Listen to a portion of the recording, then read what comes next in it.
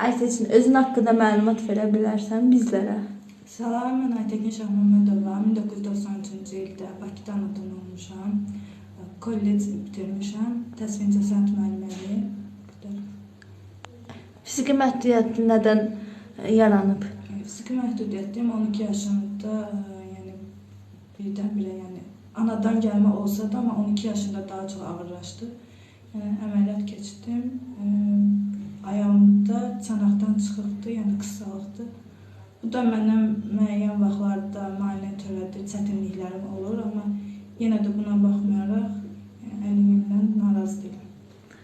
Fiziki məhdudiyyətin uğurları və mənfiləri və müsbətləri nə olub sənin üçün? Mənfiləri budur ki, biraz yol yerdikdə mənə çətinlik yaradır. Bir də ən önəmlisi, yəni işlə təmin ola bilməməyim, yəni hansı bir müəssisəyə getdiyimdə fiziki məhdudiyyət olduğuma görə işlə təmin ola bilmirəm. Müsbətləri budur ki, Ramannaya gəldim.